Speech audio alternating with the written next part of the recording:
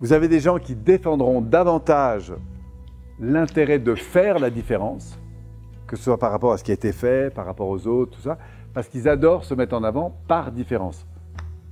Et d'autres, au contraire, ils seront plus motivés par aller soit observer ce qui marche bien et le reproduire, ce qui était un peu la philosophie PNL au passage, soit s'appuyer sur ce qui a été les points forts et voir comment on peut les développer.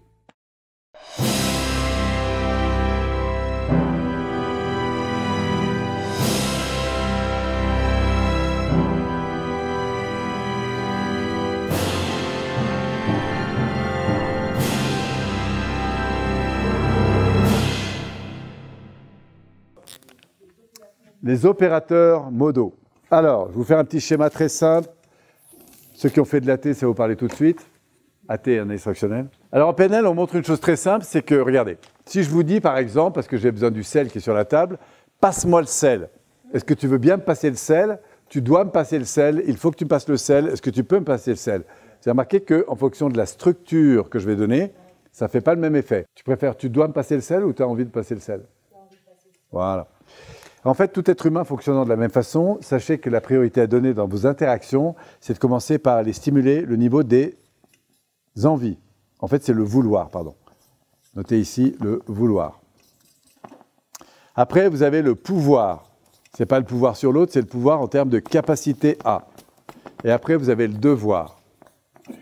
C'est les trois niveaux. Voilà, on touchait deux niveaux. Le vouloir, c'est tous les propos du type « Est-ce que tu veux bien? Est-ce que ça te ferait plaisir? Est-ce que ce serait chouette pour toi? Est-ce que tu as envie ?» etc. D'accord? Vous sentez que je ne touche pas le même niveau là, niveau émotionnel. Si je suis dans le milieu, c'est « Est-ce que tu peux faire ça? Est-ce que tu as le temps de faire ça? Est-ce que tu as les moyens de faire ça? Est-ce que tu as l'argent? Est-ce que tu as la connaissance? Bref, est-ce que c'est possible pour toi de faire ça? Vous êtes dans le champ des possibilités. Et si vous êtes en haut, il y a deux versions dans le devoir. Il y a soit, est-ce que tu dois faire ça parce que c'est important à tes yeux? Ça fait partie de tes priorités en termes de valeur, par exemple. Soit parce que dans tes règles du jeu, c'est important, d'accord? Mais dans les deux cas, c'est du devoir. Je dois faire ça, il faut faire ça. Alors, il y a une vidéo sur Internet, je le dis parce que très souvent, c'est des retours que j'ai, qui a été faite par Robbins, où on voit qu'il est sur scène et il prône le mode « je dois faire ça ». D'accord? C'est absolument essentiel. Et il a raison, sauf que lui, quand il est dans le « je dois faire ça », il a d'abord passé par les autres étages qu'il n'a pas mentionnés dans la vidéo. C'est d'abord « j'en ai envie », enfin « je m'en donne les moyens », et après c'est mon parent interne, vous voyez, qui est dans le côté, en fait, la loi constructive, hein, ce qu'on a vu ce matin, c'est-à-dire la discipline, je dois faire ça, il est impératif de faire ça. Et il est puissant, si vous l'avez déjà vu cette vidéo, elle est puissante parce qu'il y a un moment donné, il faut arrêter de se raconter des conneries. Excusez-moi le terme, mais il y a un moment donné, si vous avez décidé d'être heureux, il faut d'abord vérifier que vous en ayez envie, que vous êtes prêt à vous en donner les moyens, et à un moment donné, il faut que là-haut, ça commande sec. Et arrêtez de vous raconter des conneries. Si j'ai envie de profiter de la vie, de quoi j'ai vraiment envie, et je vais me faire une vie au top, d'accord? Je vais prendre ma place dans ma vie, je vais m'éclater, je vais dire aux gens ce que j'ai envie de leur dire, ça n'empêche pas la bienveillance, la forme et tout ça, vous voyez? Mais je vais prendre ma place. Et à un moment donné, il faut que le parent interne, là, il prenne les commandes. Vous comprenez ce que je veux dire? Parce que ça fait partie de votre management interne, en fait. Mais si je suis toujours en train de me dire « Ah, qu'est-ce que vont penser les autres, ceci, cela », ben vous êtes d'accord que ça maintient dans une incapacité. Donc c'est un muscle à travailler, le parent interne. Alors, vouloir, pouvoir, devoir. Alors, si vous voulez évaluer où est-ce que vous en êtes le plus souvent, déjà, vous pouvez analyser comment vous vous parlez. Est-ce que je suis en mode « je dois faire les choses dans la vie parce qu'il faut les faire » ou est-ce que je suis dans le mode « j'ai envie de les faire, donc je m'en donne les moyens » et du coup, ben voilà, c'est partie de ma discipline. Mais à l'origine, le noyau central commence par « est-ce que ça m'excite de faire ça? Est-ce que ça me porte? Est-ce que ça… » Vous voyez? C'est le désir, en fait, hein, qui ne passe pas. Après, la deuxième façon d'évaluer ça, c'est regarder comment vous parlez aux gens que vous connaissez bien. Alors, si vous êtes les parents, commencez par vos enfants, quand vous êtes un peu énervé. Parce que ça va vous donner les modalités dans lesquelles vous êtes. Et très souvent, la manière dont vous parlez à vos enfants, c'est la manière dont vous parlez vous-même. Sauf que vous avez moins conscience de la manière dont vous parlez à vous-même. Mais vous êtes à peu près dans les mêmes rapports entre l'environnement et l'extérieur.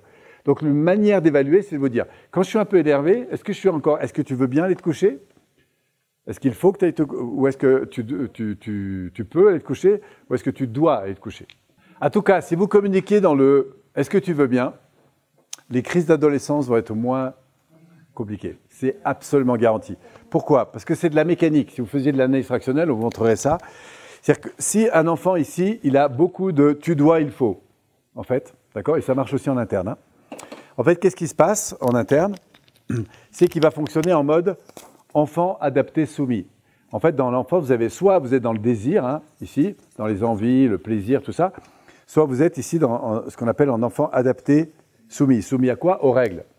Et quand je lui dis « tu dois aller te coucher », d'accord? En fait, lui, parce qu'il s'enferme à l'autorité, eh bien, il prend ce qu'on appelle un scoud, exactement comme si c'est moi qui vous parlais comme ça. Et, alors si en plus il y a des invités à la maison, c'est encore 2 fois pire. Voilà.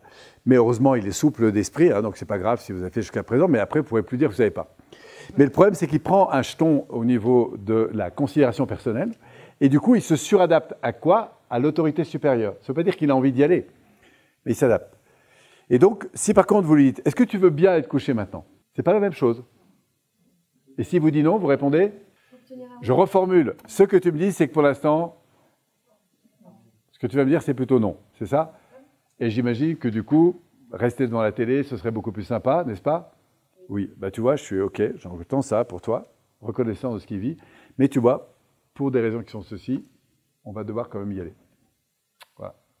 Et vous allez voir que si vous prenez davantage en management, en communication, en quelles que soient les personnes, vous communiquez d'abord sur le vouloir, vous allez ouvrir ici la capacité à l'enfant à exister en fait, pleinement. Et d'ailleurs, adulte, ça fonctionne exactement de la même façon. Hein. Si vous avez du mal à exister dans un environnement, c'est parce qu'il y a un parent interne qui vous dit « tiens-toi tranquille ». Oui ou non? Pas peur de déranger, peur de ceci, ou pas de plaire, etc. Mais dès que vous prenez davantage confiance en vous, vous autorisez. Donc, première chose, c'est aller dans le vouloir, éventuellement le pouvoir et le devoir.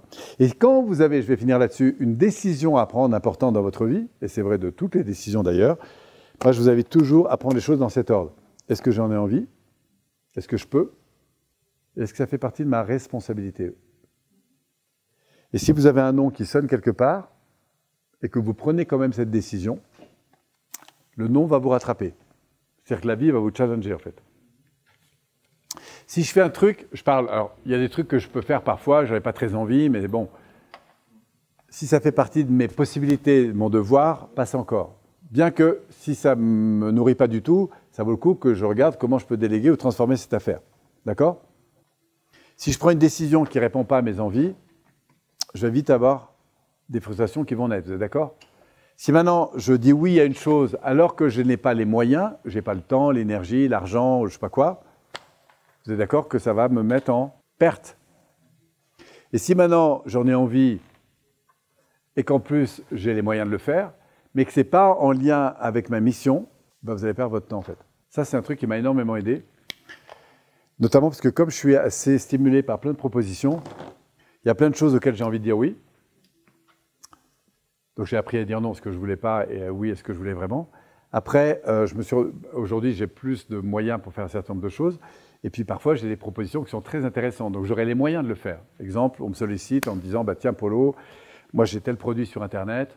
Tu vois, tu l'envoies à ta base de données, tu as 20 000, 30 000 personnes. Là-dessus, même si tu n'en as que 50 qui le prennent, moi je te laisse 500 € par personne. Tu vois, donc 50 par 500, ça fait quand même un petit peu d'argent. Toi, la seule chose que tu as à faire, c'est d'envoyer un mail. Ce genre de proposition, on l'a eu énormément. Pourquoi? Parce qu'il y a énormément de gens qui font des produits, et je vous assure, des produits très intéressants. Mais la vraie question que je me pose toujours, c'est est-ce que c'est en lien avec mon linéaire de mission?